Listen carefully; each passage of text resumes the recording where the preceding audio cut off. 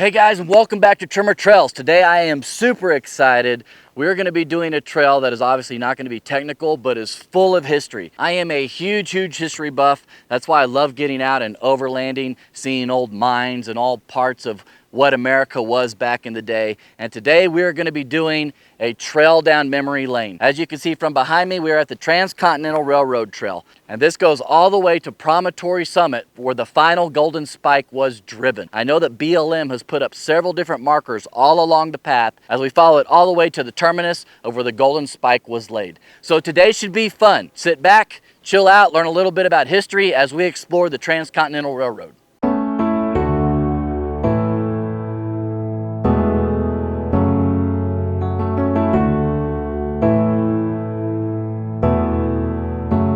America's first transcontinental railroad, originally known as the Pacific Railroad and later as the Overland route, was a 1,911-mile continuous railroad line constructed between 1863 and 1869.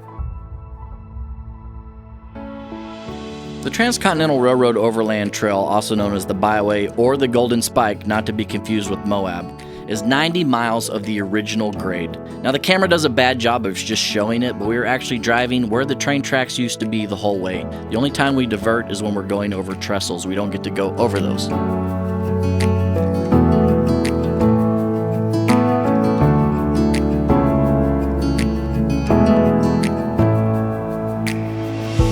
Now for you guys that don't know, there was three companies that built the Transcontinental Railroad. The Western Pacific Railroad, they really built from Oakland to Sacramento. The main two guys was the Union Pacific. They built over 1,085 miles from the Missouri River of Omaha, Nebraska, all the way to the Promontory Summit.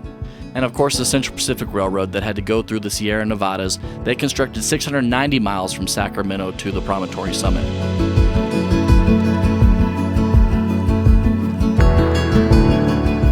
Now this Overland Trail is going to be all of the Central Pacific's grade. Obviously we're not going to get to the Union Pacific until we get to Promontory Summit. And because of that, we're going to learn a lot about this last 90 miles of who built it, which was the Chinese workers. What they had to do and endure to get this done.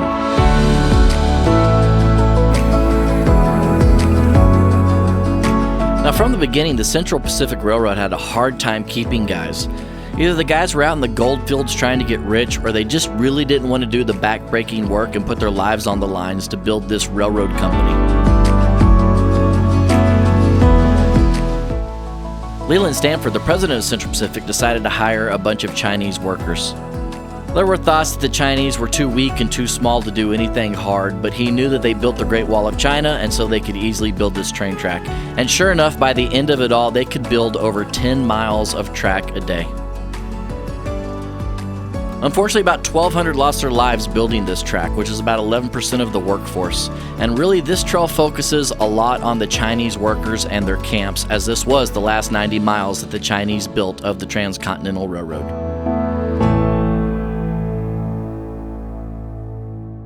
Alright guys, so we've traveled about 10 miles down the grade, and we are now in the thriving metropolis of Bovine. This was established in 1885 and not much is left here. There's been a lot of looting according to the sign. Of course, if you guys are out here, if you see something cool, just leave it. I found this old glass bottle. You can tell that it's old, the way that it's the old style of mold. The track was laid here 154 years ago, so I'm imagining this is pretty old. What this was a Chinese camp, and that big hole in the ground right there was actually where they cooked. It was their fire pit. And there was a couple little buildings over through here, and they were here for a year as they were continuing to build the line further past. The reason that's called Bovine is because of the mountain right behind me. That's called the Bovine Mountain. It's really cool to just step back for a moment and just imagine what it was like back then for these guys. I mean, it is just a vast, arid, it's kind of pretty to look at, but just, it's just nasty out here. And these guys were doing this for 6 years, building this railroad across the country. Really incredible stuff. All right, from here we're going to keep heading down and see what other historical markers we can find. I'm going to put this back where I found it, so if you ever come out here, you can see it yourself.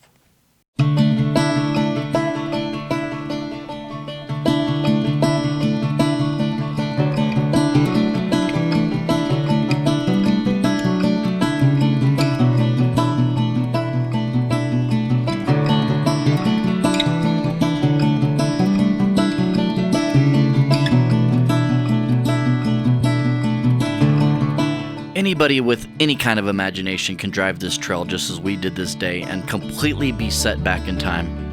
It's so easy to imagine going down the grade in a train.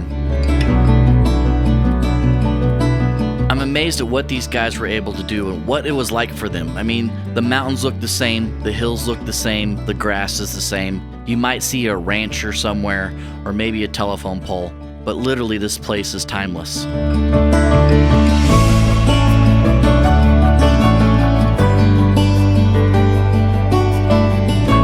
What was it like for the Indians seeing this giant, smoky thing going across the plains?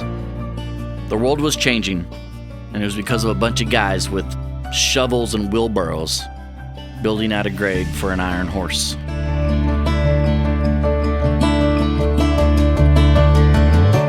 A typical work week for the Chinese immigrants was 12-hour day, 6 days a week. Initially, they got paid $20, and then they took a strike, and they ended up making $28. The Irish immigrants, of course, made $35, and the Chinese had to provide their own tents and their own food. After doing a bunch of research, I found out that they didn't even have mule teams. They had to do it all by hand. They had wheelbarrows and shovels. Quite an undertaking. And looking at the terrain and looking at what we're driving, realizing that everything is gone now. And it made me really start to think about my life and legacy. What am I going to leave behind? Because these guys were out here sweating it and dying and killing themselves to build a railroad. And we get to the town of Terrace, the largest town in this section, and there's nothing left. It's all gone, except for a little cemetery where people's legacy is buried 6 feet in the sand.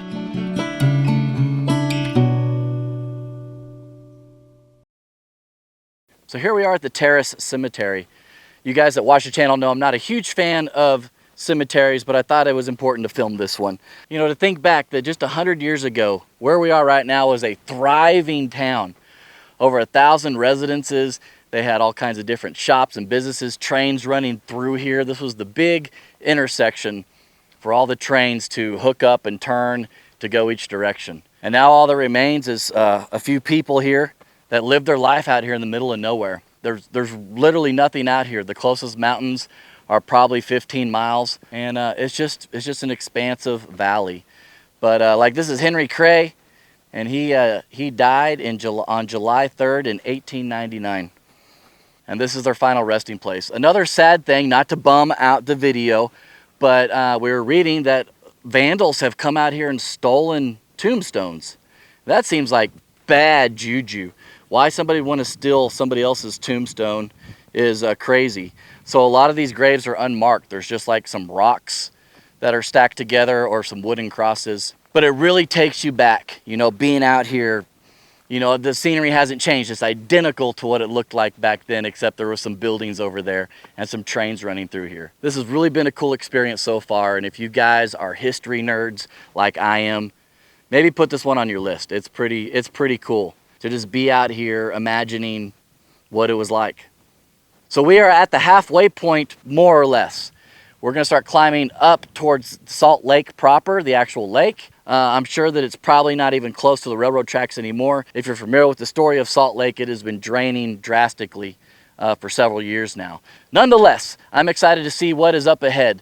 But to pause and take a quick second to think about these people that lived out here their whole lives, and now they're buried out here in the middle of nowhere, just kind of speaks to the history of this place. It gives me not a weird feeling, it just gives me a sentimental feeling.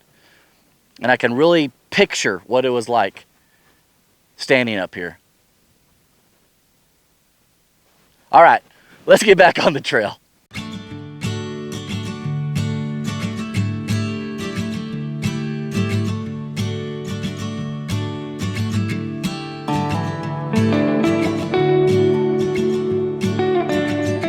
So I should probably talk about why nothing is out here anymore. Well, really, it's twofold. The main reason that nothing is out here anymore is because for the World War II war effort, we needed all the steel and iron and tin we could come up with. And unfortunately, all the buildings in the towns, the railroad tracks, were all taken for the war effort. So yet again, the Transcontinental Railroad saved the day. On top of that, even as the rail was completed, the engineers and the train companies knew they needed even a faster way, and as technology continued to develop, they figured out a way to go straight across the lake.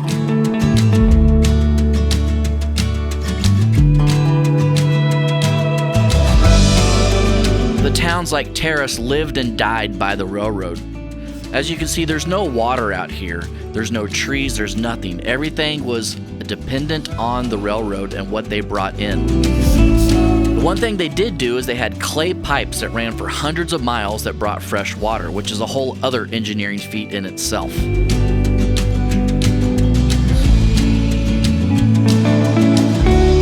But once the line shifted, that was a death sentence for all these little towns and sidings.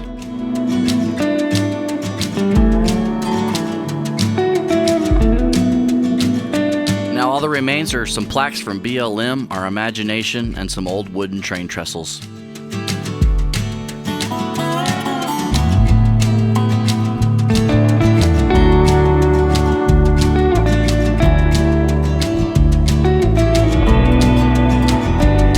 It must have seemed like an eternity out here building these lines. Even though they got maybe a mile done, of course at the end they got up to 10 miles done in a day when they were finally to the finish line. It must have just been grueling work, just living out here on the plain. Waking up before the sun came up and going to bed as the sun went down, just to do it all over again. The Chinese workers were a lot more healthy compared to the Irish workers because they actually boiled their water and they actually brought in exotic foods from Asia to eat on Sundays. Of course, the railroad companies were making a killing. It was insane what they got per mile. For a regular flat graded route like this, they got $16,000 per mile, which is about $461,000 today. For tracks in the foothills, they got $32,000, which is almost $1 million. And for being up in the mountains, they got $48,000 per mile, which comes out to around $1.5 million.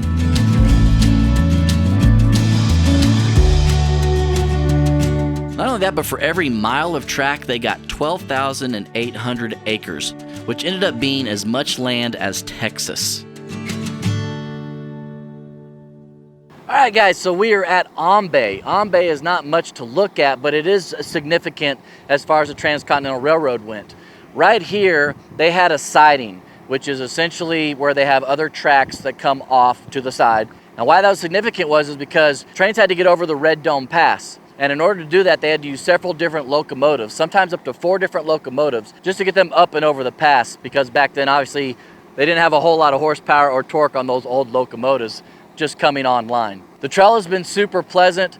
Nice day. We got storms building up off to the west. The weather's been somewhat decent, and we're actually having a wonderful time out here. I hope you guys are enjoying it. Just wanted to stop, stretch the legs real quick, and tell you a little bit about Ombey. I thought it was really cool that, you know, out here in the middle of nothing, there was like 50 Chinese guys that helped push all the locomotives up and down the mountain pass. And they just lived out here, and that's all they did. Pretty crazy. All right, let's get back up on the trail.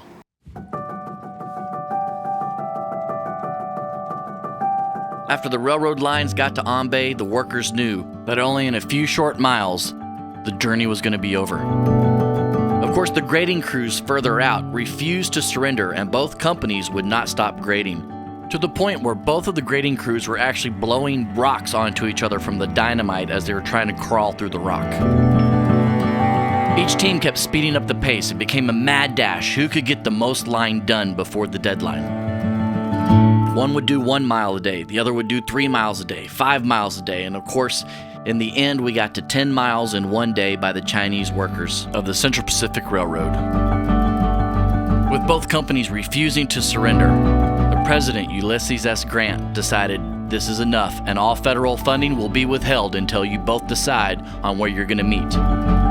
The final place, a know-nothing rock outcrop on top of a small hill called Promontory Summit. And I haven't mentioned him, but this is the whole reason that we have the Transcontinental Railroad. Theodore Judah. He was a dreamer. He was the one that found the investors. He was the one that talked to Congress. He was the one that had the surveys. This was his dream, and it came true.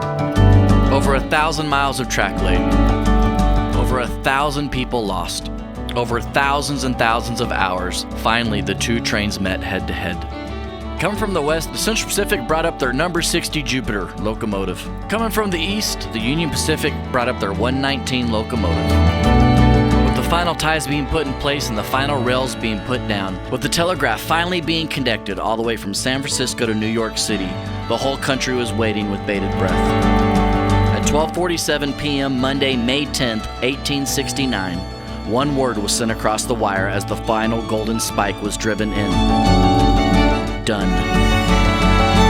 I'm so grateful for the people that came before me, the sheer grit, the determination, the never give up attitude that made this country what it is. As corny as it may sound, I am always going to be proud to be an American. And even though this country may have some scars from its past, and maybe even some in the future, I'm proud to live in a country that's free. I'm proud to drive my little truck across the desert to see history like this with my wife. This is why we overland.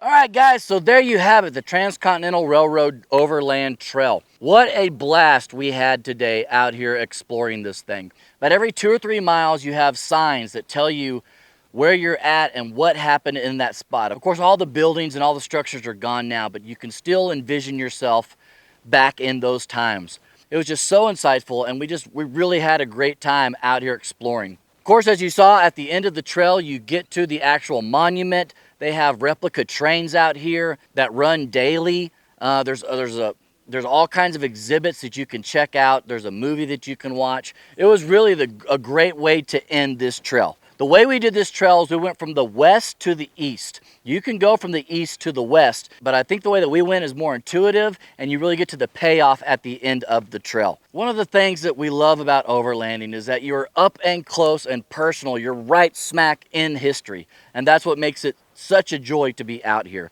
Envisioning what the towns look like, knowing where the trains ran, and then getting to the end, seeing where the golden spike was laid, and putting yourself back in that time period. Realizing that because of the Transcontinental Railroad, we became a superpower practically overnight, within like 40 years. Anyways, I'm done nerding out and talking all about it. If you guys are interested in this kind of stuff, I highly recommend doing this trail. You can do it non-modified whatsoever. There's nothing to contend with as far as any obstacles. It's just a fun day. It took us about 4.5 hours. We stopped at everything, read everything, and just took our time, and it was pleasant, and we loved it. I hope you guys enjoyed watching this as well. If you do have any questions or comments though, please hit me up down below. I'll do my best to answer it for you. And until next time, guys, we hope to see you out here on the trails. Bye.